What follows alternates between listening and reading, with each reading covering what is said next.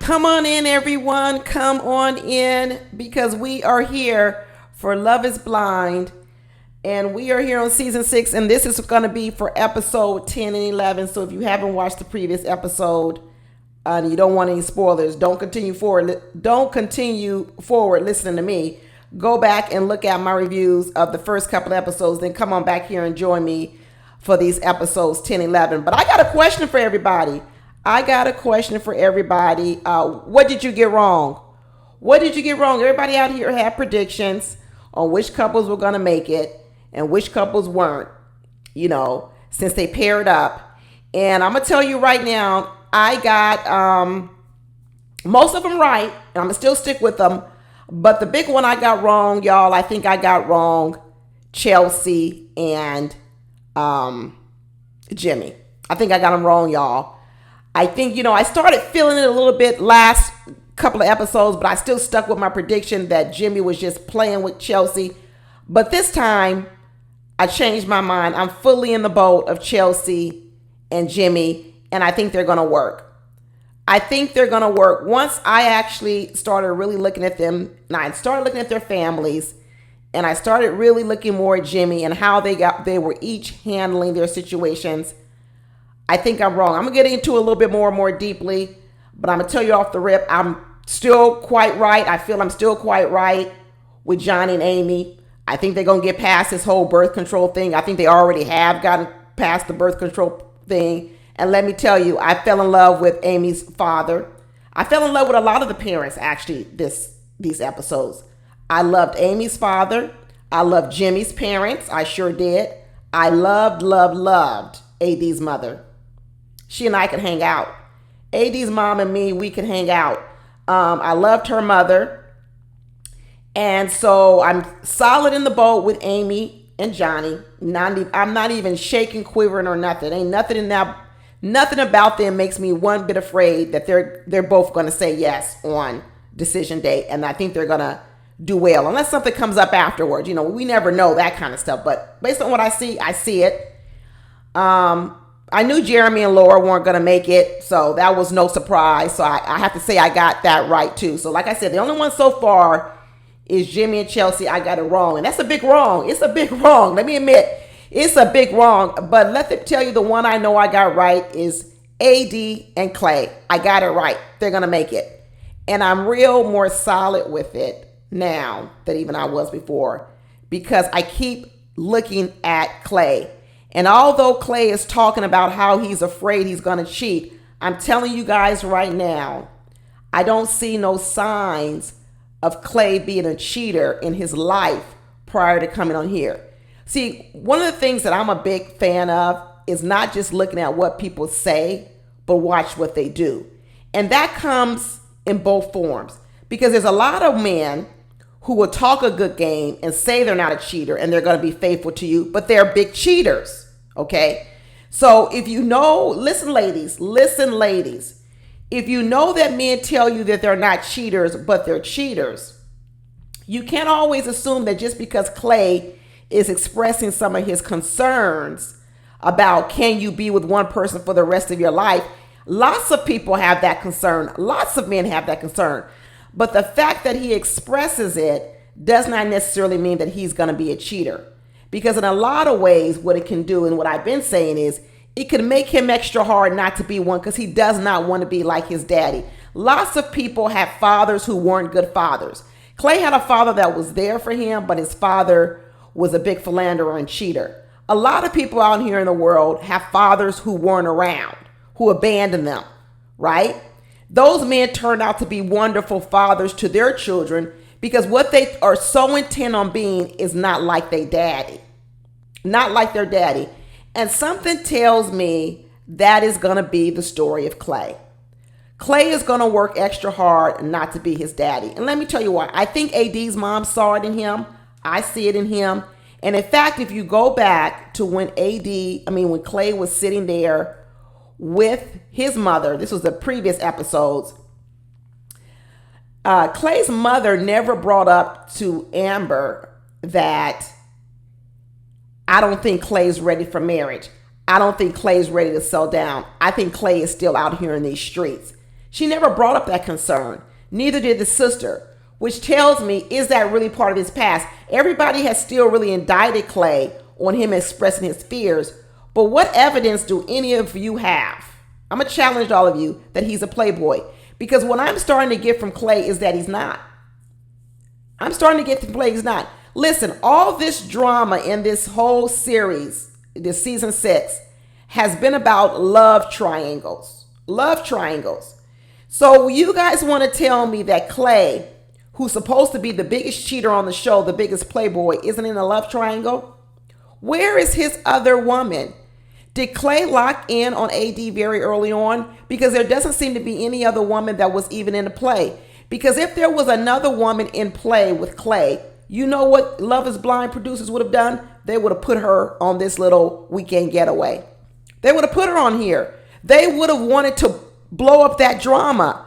It sounds like Clay locked in on AD from the very beginning. He wasn't looking around for a whole lot of women. Doesn't show up. You know the other clue I got that A's not a playboy? The men he chose to come to the fitting with him for the bridegroom. You know what I noticed? He's been friends with them since he was in the, I think he said 6th grade or 6 years old. He's got deep friendships, which means he doesn't mess over a lot of people, which means he actually has good relationships with people. Clay has a good relationship with his mother. Even though his father was a philanderer, he has a good relationship with him. He kept his daddy's secrets. He has a good relationship with his sister. He's got friends that he's been with for since he was 6 years old. Clay's a good guy. Clay's a good guy. And I think he loves AD. I really, really do. And let me tell you what else.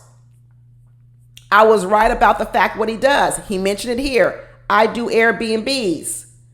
I rent out jet skis. I rent out boats. I have a house over in wherever this place is called. I forget what this lake is called. Guess what? Is this house that they filmed in for this big old barbecue Clay's house? Is this the house Clay was coming to get ready for this barbecue? Listen, people, when Clay was spending the night, when Clay was getting a house that was ready, that had jet skis, and it's a lake house, and it has all these things, and he had to get it gassed up, and he had to do this. Was that this house, y'all, or is it just a coincidence? Is it just a coincidence? I'm not so sure it was just a coincidence. Maybe this is Clay's house, or maybe this is the house Clay runs. Maybe he doesn't own the house. Maybe he manages it in terms of Airbnb. Who knows? Maybe these are clients in the area. Maybe he manages several homes in this lake area, and this happens to be one of the homes he manages. I don't know. But I'm believing Clay, and I'm believing AD. And the other reason why I'm going to root for them is they got two solid people behind them that know what marriage is really about. And that was AD's mom, and that was Clay's mom.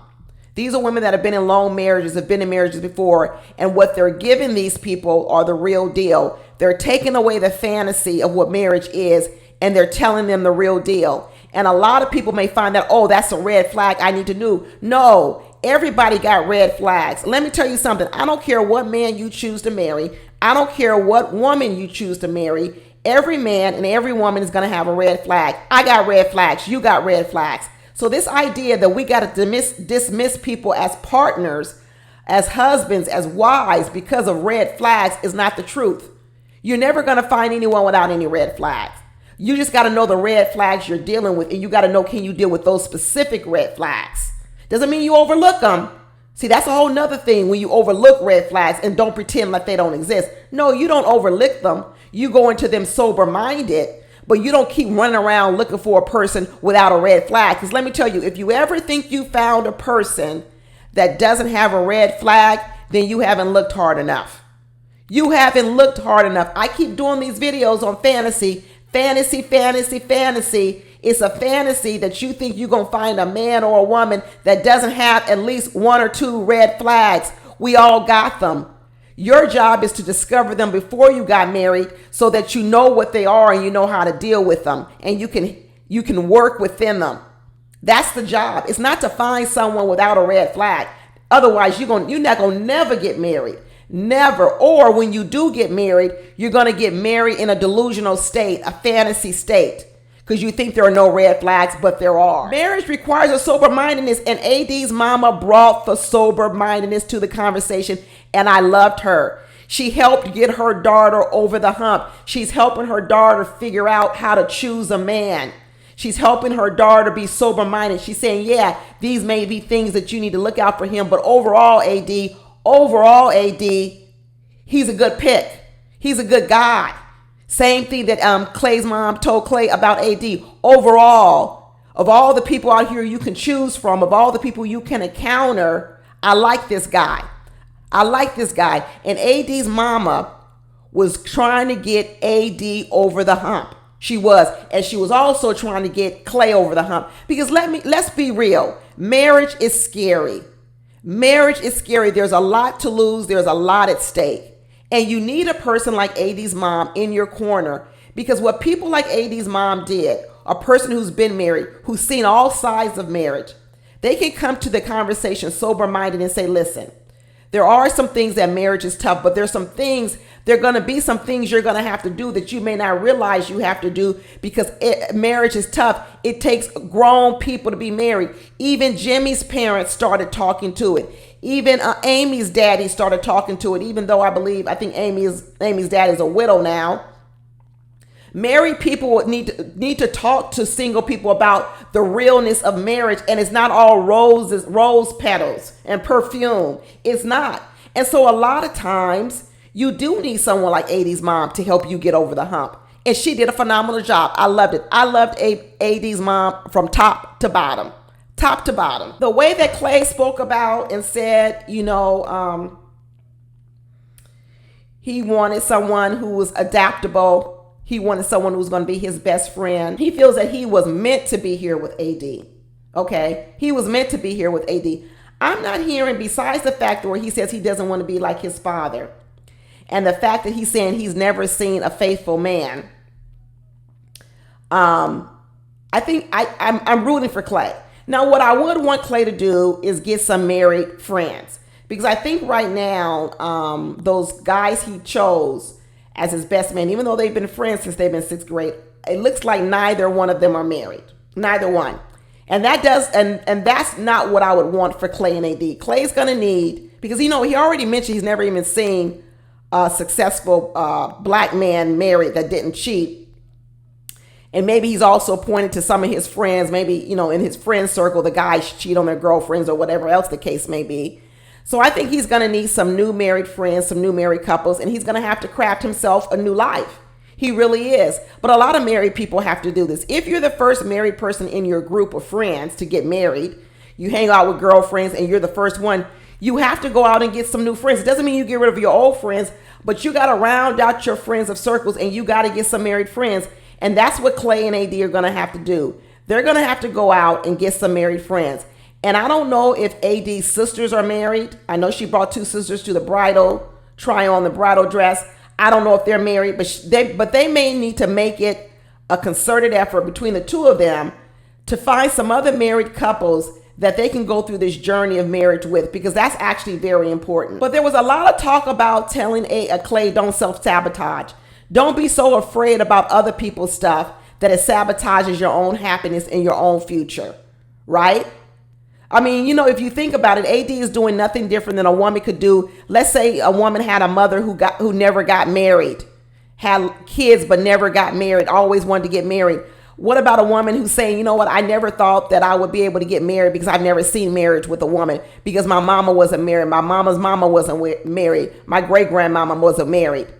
That could be the same thing a woman could think about, like, hey, I can't have this for myself and be married because I've never seen marriage in my family. There are plenty of women walking around saying they've never seen a healthy marriage. They've never seen a healthy or happy woman in a marriage with a man.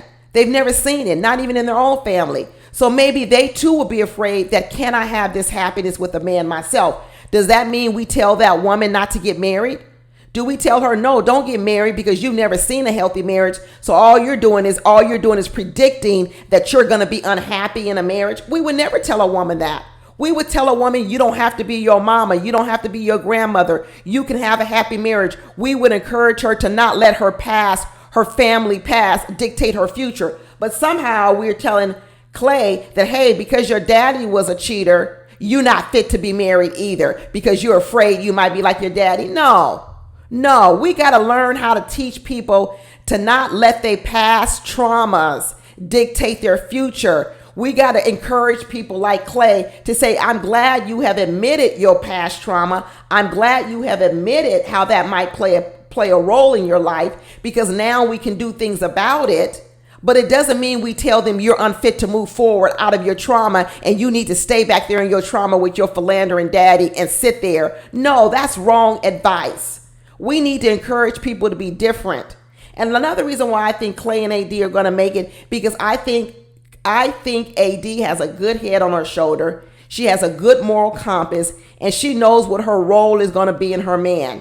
She's going to have to be chief encourager, because Clay has admitted he doesn't have the best self-esteem in some areas. And I believe it. He needs a lot of cheering on. He needs a lot of cheerleading. Let me tell you, God prepared AD for this role when she was out there cheering for them New England Patriots. Because she going to need to get some pom-poms and put on a skirt. And she going to need to come up with a cheer for Clay, because he's going to need it a lot. He needs a lot of cheering on. He needs you to build him up. He needs you to build the confidence. And I'm not even saying anything's wrong with that, but that takes a special woman to be able to do that. And every woman's not fit for that. Another reason why I like AD for Clay is AD is not in competition with Clay. Clay is obviously on a track. He want to make money. He want to do all these things. He wants to be an entrepreneur. And AD strikes me as the woman who's going to be perfectly content making some money as maybe like a real estate agent. She ain't got to sell a bunch of houses, but she can sell a few houses. I can see her going on, getting pregnant, having a family, being a mother, cheering her man on, going to the gym because she likes going to the gym, staying in shape, and coming home and cheering her man on. I can see it. I see it all.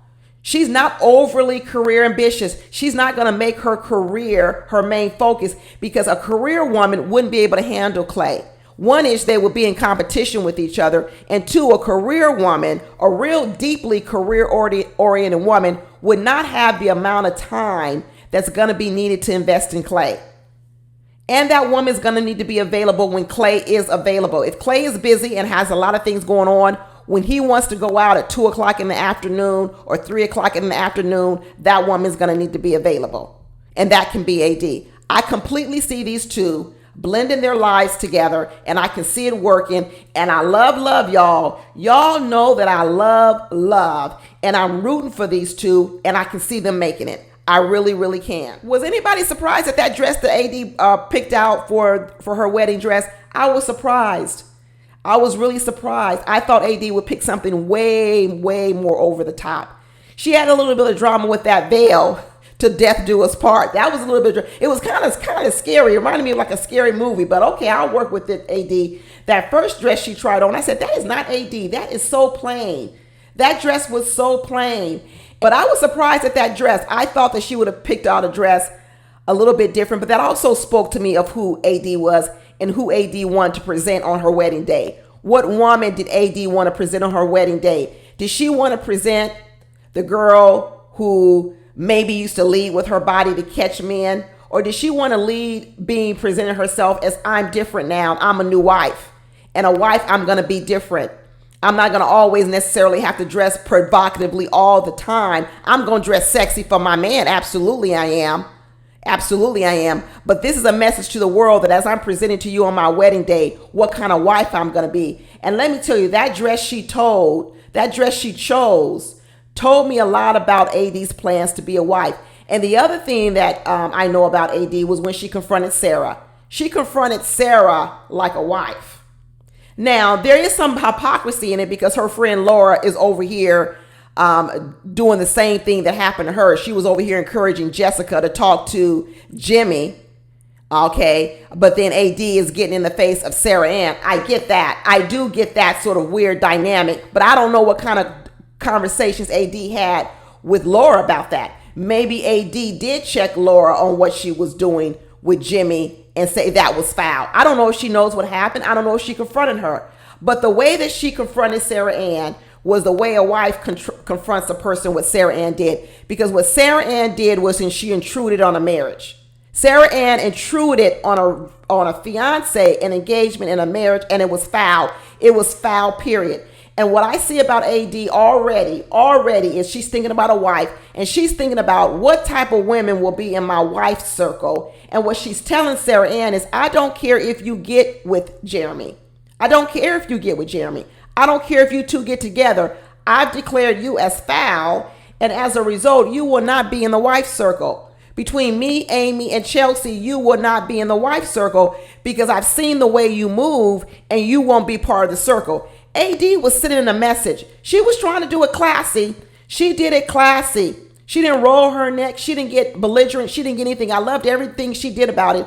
And she sent a message to Sarah and said, let me tell you something, Sarah.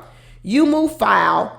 I'm about to be a wife. I'm a fiance. And what you did was wrong and foul, and I'm going to call you on it. And I'm glad she did it. I'm absolutely glad she did it, because what Sarah Ann did, even though Jeremy is the scum of the earth, what he did, how he handled it, they both deserve the heat. They both deserve the heat. Jeremy isn't the only person that needs to get the heat for what he did to Laura. Sarah Ann needs to get the heat too. She was out of bounds. I believe she was out of bounds. If she, what she did, even when they met up at that so-called little bar, they met up, all that talking at 5 o'clock in the morning, she shouldn't have done it. If she were there and she had a conversation with him, she should have removed herself and said, it's 4 o'clock in the morning. If I were a fiance, I would not want you out this time of the night. She should have cut those conversations out. Let me tell you something. It sends a message on who you are. Men remember it, women.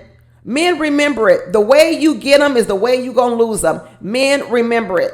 There is no good outcome from Sarah with Jeremy. I don't see it. I don't even see them doing well together. All I see is Jeremy trying to get back at Laura, going out jet skiing with Sarah Ann. And I see Sarah Ann trying to win, trying to make up for the fact that she lost. And now she's trying to win on the back half. They're not going to make it. So all they're doing out here is making themselves look bad and ruining their reputation, because I don't believe this is going anywhere. This is not going to end in love. None of what they're doing is based on love and attraction. It's based on revenge. It's based on Jeremy getting back at Laura even more. And it's based on Sarah getting back at Laura. The connection between Jeremy and Sarah Ann is about revenge. It's not even about they have no real connection, no love connection. It's not one bit. It's based on revenge and pettiness, and it ain't going to go nowhere. And all it does is make the both of them look horrible. Horrible, horrible, horrible. So I was glad AD confronted her in that moment. I really was. But I think this lake house might be a lake house with Clay. Because when they were talking about where to park cars at the lake house, and maybe you ought to park at the private dock, and AD, they all had all these cars that were going to be coming. I think all these cars had to do with all this production and all these people. I completely believe that this house that they were at is either a house owned by Clay or it's a house that he runs. This is the Airbnb house where he was missing all these nights getting it ready. That's why Clay wasn't at that bar with everybody else. Clay is all these scenes that are lousy, meeting women at bars. Okay, Clay is nowhere to be found. Nowhere to be found. Not at all. I think people got Clay wrong. I think they got him wrong, and I'm sticking with Clay and AD, and I'm rooting for them. I'm rooting for love, and I'm especially rooting for some black love up in here. Let's be real about it. When Clay said to AD, I'm so much better when I'm with you. I'm so much more whatever he said when he was with you. And AD said to him, you stick with me, I'm going to take you to the moon. I said, girl, get it, girl. Get it, girl. Get it, girl. And let me tell you other reason why I know they're going to make it. Because what Clay initially was focusing on in the pods was looks. Let me tell you, I need a woman that I'm attracted to. That's what he told her. But what Clay has also discovered about AD is not only is she a beautiful woman, she's got a banging body, she's got a beautiful spirit. What he's also saying is, I love the way AD makes me feel. And I've told women this over and over again when I try to give little advice, that in the end, what makes a man really fall in love with you is the way you make him feel. And what he has admitted to is that AD makes him feel wonderful. And that moves me over into the couple I got wrong, which was Jimmy and Chelsea. And in the end, this is the reason why I'm now 2 feet in with Jimmy and Chelsea. This is why I'm 2 feet in, because what Jimmy has made me realize is the way Chelsea makes him feel. Jimmy also suffers from low self-esteem. We really got 2 low self-esteem people together. We got Chelsea, who we know from all the episodes is very, very low self-esteem. Okay. But we also see it with Jimmy. See, Jimmy, when he was in the pods, he came off as superficial, just like Clay did, talking about looks, right? But what I realize now about Jimmy is one of the reasons I think Jimmy didn't choose Jessica wasn't just because of Autumn, her daughter, that he didn't want to be a stepdaddy. I think he realized that Jessica would be too much for him, because I think Jessica would have been too much for Jimmy. Jimmy's a country boy. Did you see his parents? I loved his parents. Jimmy's a country boy, and like he said, he grew up poor. I think Jimmy was the one who said he grew up living like with a lot of people in one room. I think it was Jimmy. Jimmy grew up poor from what I remember. And Jimmy's just a simple old country boy. And let me tell you, Jessica, with all her glitz and glamour and her gassing herself up and talking about how cute she is, and knowing how cute she is, that would have been too much for Jimmy. He couldn't handle that because his self-esteem is not as confident as he first led on. He actually needs a woman like Chelsea, whose self-esteem is low and who is very toxic, because that toxicity of Chelsea actually gives Jimmy comfort. The toxicity of Chelsea, let me say it one more time, and the jealousy of Chelsea and the insecurity of Chelsea actually makes Jimmy feel good. If you remember, what Jimmy's friends said about Jimmy is he's very clingy in his relationships. He latches on to those women very tightly. His friends said that. He makes the women his whole world. His good girlfriend said that. Jimmy is a clinger. That's another reason why he has these female girlfriends, right? And it came out that he previously slept with one of these women.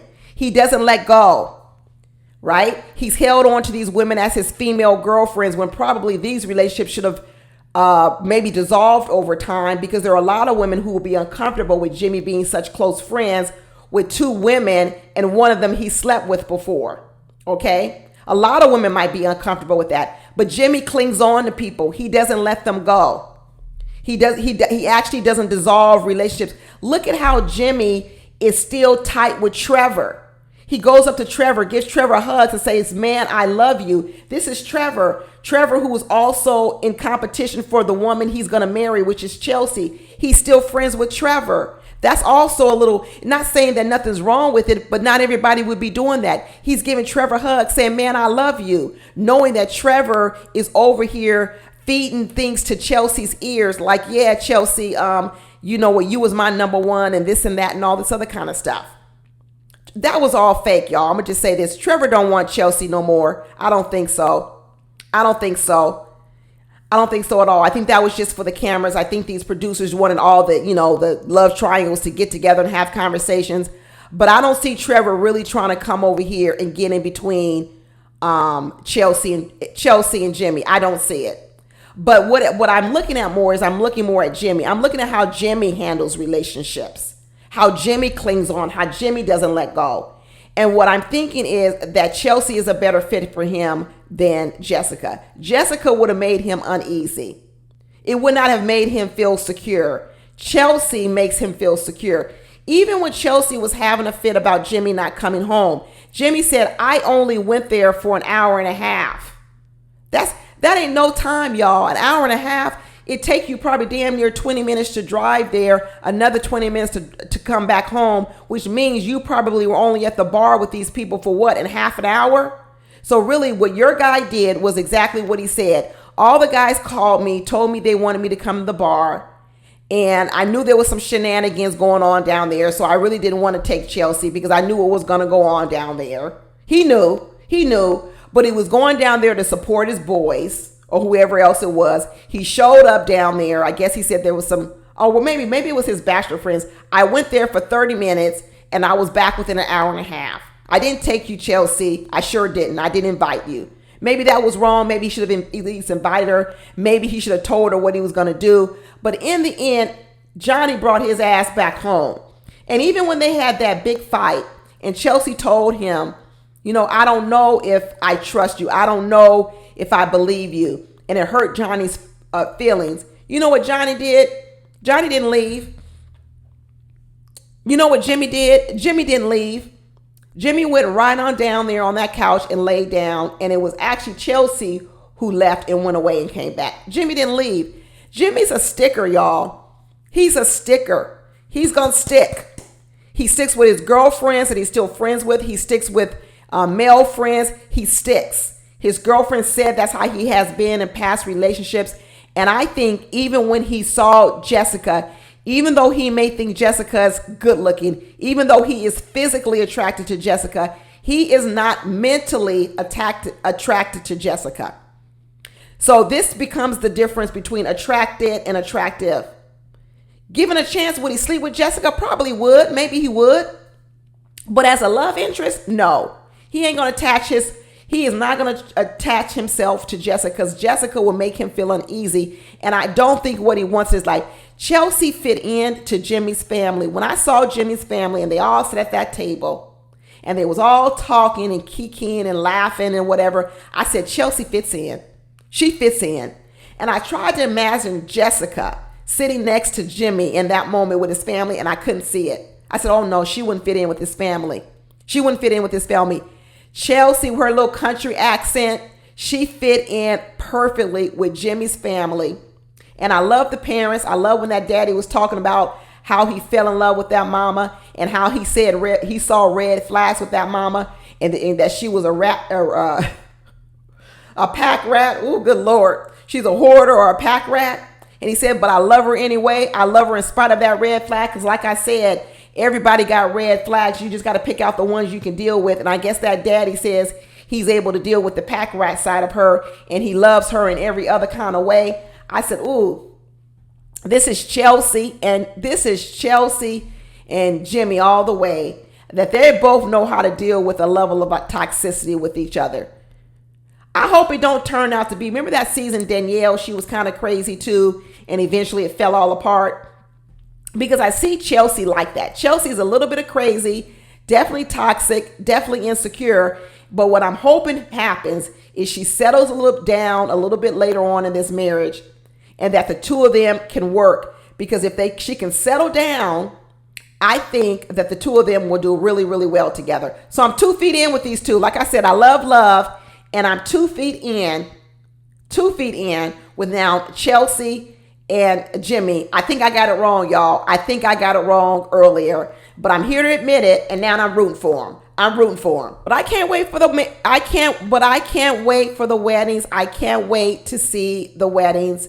I think we're going to see a yes for AD and Clay. I think we're going to see a yes from Chelsea and Jimmy. I think we're going to see a yes from Johnny and Amy. Love those two together.